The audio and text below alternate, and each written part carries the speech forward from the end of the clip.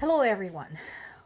One of the recurring themes that was brought up by pretty much all the parties involved through the course of the war in Ukraine has been Ukraine's membership in EU. Ironically, the very thing that Russia tried to interfere with, or so they thought, even though that was not a question at the time, 10 years ago by overthrowing Ukraine's expanded trade deal with EU, that thing is now coming true.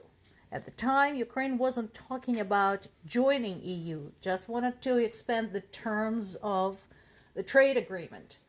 But Russia saw it as threatening and began to interfering with Ukraine's affairs and, of course, started a war with Crimea and Ukraine's southeast. So now the whole process has been escalated and there's a serious conversation about Ukraine joining EU. Who is opposing this? You guessed it, Hungarian leader Viktor Orban. So much so that German Chancellor had to escort him out of the room in order to even start the conversation about Ukraine's membership. So where are we with this?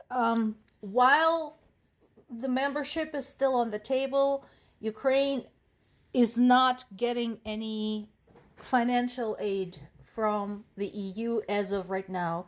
There was a 50 billion euro packet in discussion, and guess who vetoed it? You've guessed it, Hungarian leader Viktor Orban. So, several questions, I'm sure, on the minds of the international community, especially those from the EU who have been actively speaking out in support of Ukraine. Finland, Poland, the Baltic states. Those also happen to be the ones who are closest to the action and have borders with Russia. Sure, they're asking, okay, so why is this asshole still a member of the EU while he's undermining the whole point of why the EU exists, while we're making Ukraine, who is fighting a war, jump through all these hoops? So I'm sure there's going to be a lot more drama happening there. But meanwhile, the practical issue is what's going to happen to Ukraine? What is going to happen without additional help?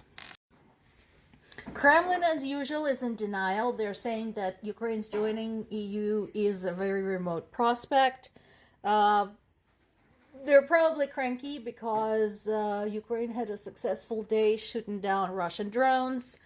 And again, nothing's changed. When you're listening to Russian media, Russian government, etc., pretty much flip it 180 degrees and then think about it.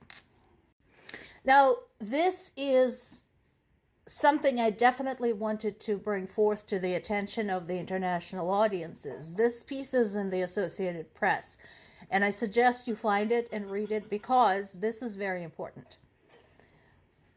I think this is something to consider for people who are saying, America first or Europe first or whatever country they're in first.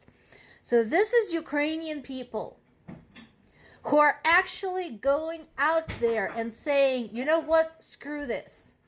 Forget fixing our roads, forget fixing our houses, forget fixing our anything, forget the municipal projects. Throw all of the money we have at the war effort. We don't care. Now, some of the protesters are specifically addressing the corruption that still exists in Ukraine's government.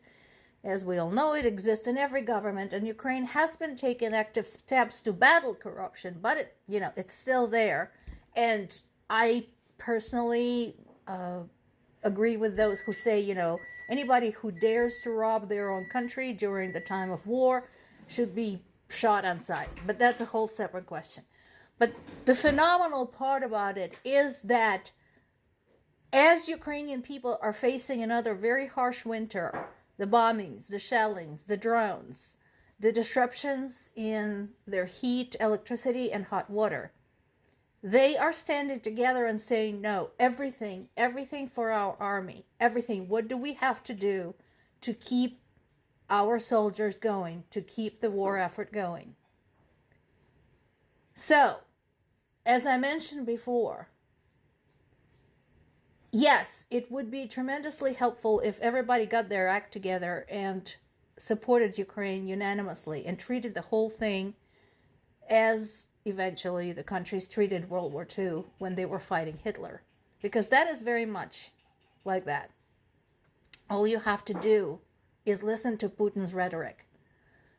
But no matter what happens, Ukrainian people will not stop fighting. When this whole thing started, I remember my own parents, my stepmom, who is tiny and has this cute little girl voice, saying, if they come here, I'm going to beat them to death with my frying pan if I have to. And I have absolutely no doubt that she meant it. And that is the attitude of Ukrainian people. I want the rest of the world to know that and act accordingly.